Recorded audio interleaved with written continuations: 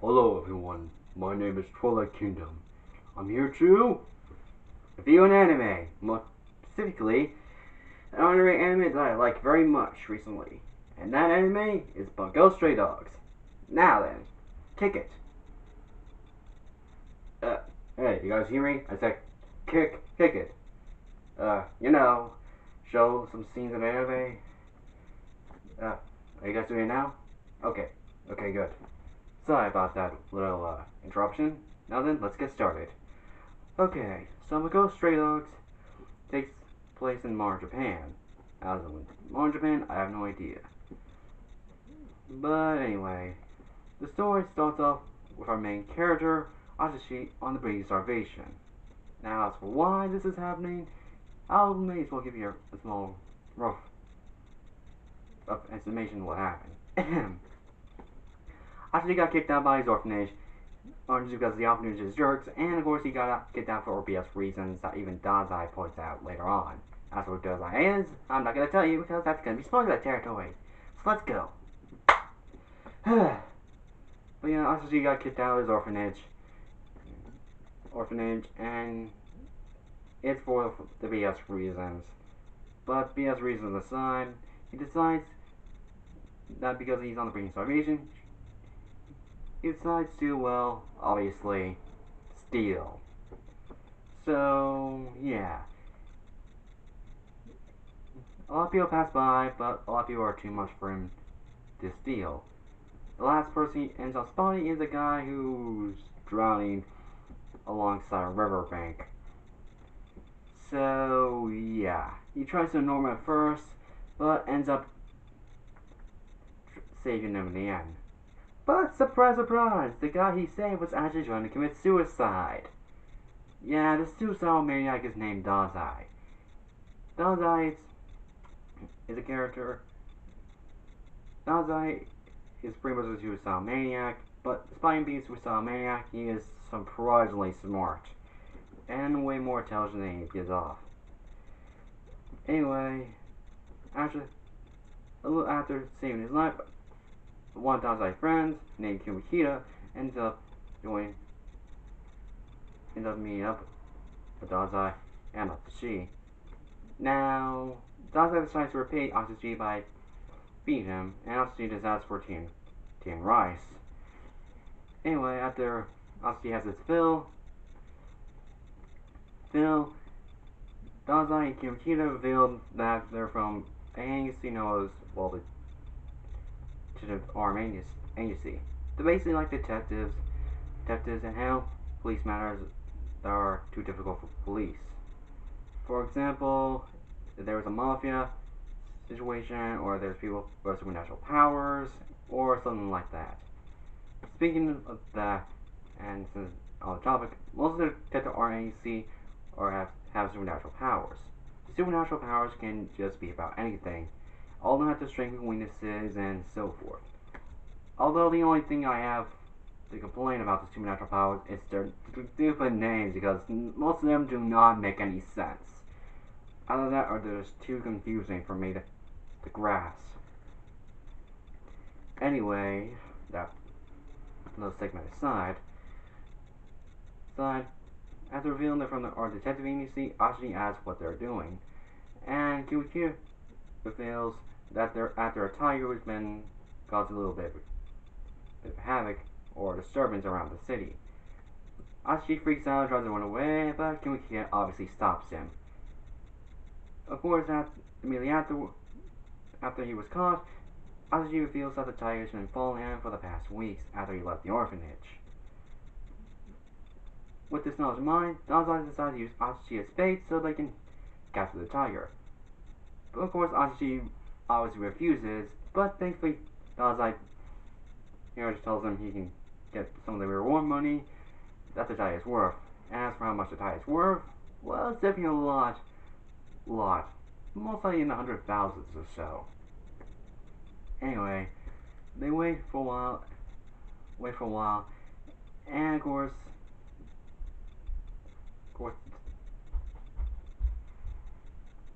and sorry, I lost my train of thought there for a minute. Anyway, Asaji starts to panic a little bit, but Daza reveals that the tiger they've been looking for is actually Asaji. You see, Asaji has supernatural power as well. His supernatural ability is to turn into a tiger.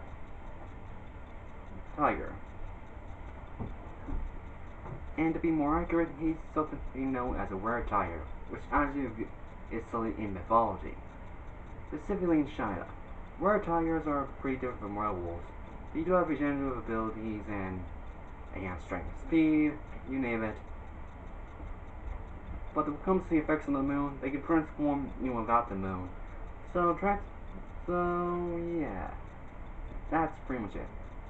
Anyway, mythology history lesson on the side, Banzai has the ability to stop Satoshi by using his ability. His ability is pretty much called No Longer Human. And yeah, it pretty much has the ability to nullify any supernatural power. The only downside is he cannot nullify any attack that connects with him. By that, I mean any normal attack. Basically, he's immune to all supernatural attacks, just not the whole humanity side of things. Anyway, Dazai, the rest of the Jet Form agency shows up, and Dazai decides to take Anji under their wing. And the rest of the story goes as follows. Anji starts to get used to life in the Detective Farm Agency, but of course later on he is attacked by a group known as the Port Mafia, and one of the powerhouses is known as Atagawa, who was a former apprentice of Dazai.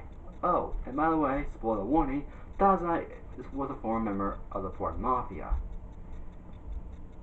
Now this takes an interesting turn, because the Port Mafia are pretty much the first main villains focus during the first season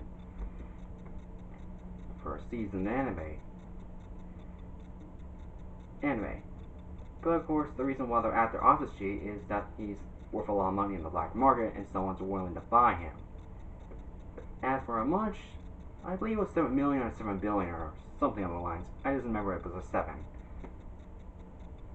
But yeah, of course, the Jet Bar agency and later on Asashi decides not to let that happen.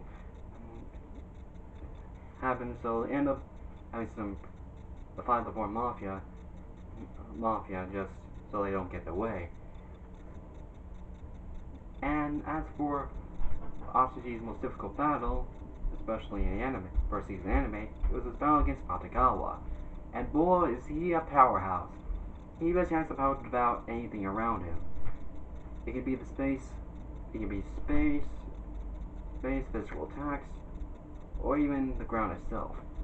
It's basically, he's pretty much near impossible. Of course, it does have a lot of weaknesses than you think. For example, it's not much meant for a defensive weapon, and despite being a good offense, it can backfire sometimes. And of course, Dazai is immune to that, so he can pretty much defeat Atagawa without much trouble. Anyway, after the battle with Atagawa, Asashi lives life peacefully in the AC, or so you thought. But in season 2, we get a new enemy group known as the Guild. Yes, that is really what they're called. Geez, the Port Mafia makes sense, but the Guild just being called the Guild? Yeah, it's uncreative if you ask me. Anyway, the Guild is comprised of a lot of low-ranking members, as well as the highest-ranking members having supernatural powers.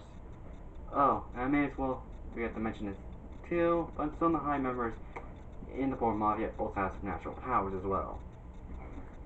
So yeah, may as well put that there.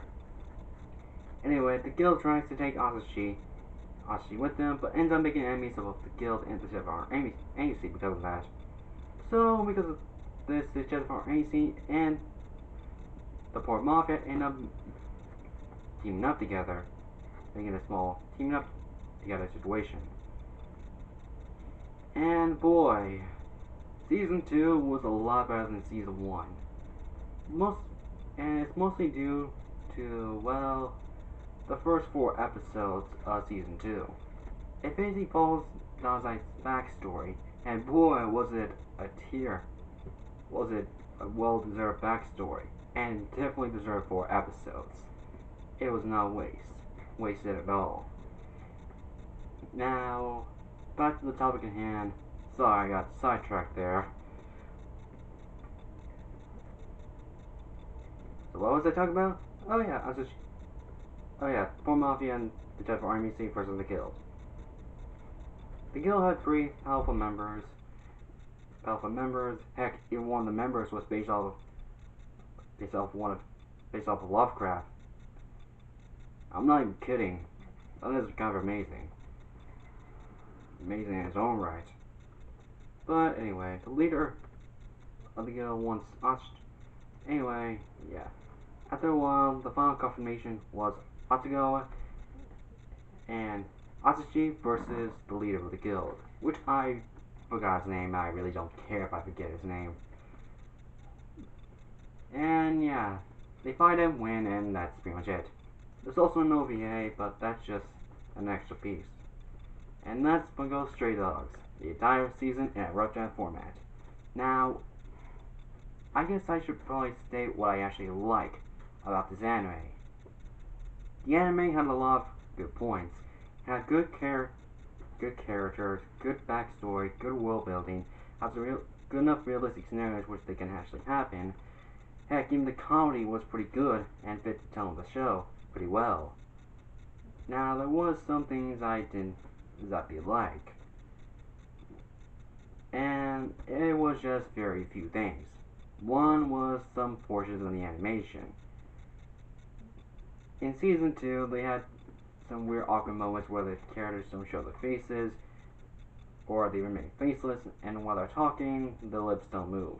Now, normally this would be a problem.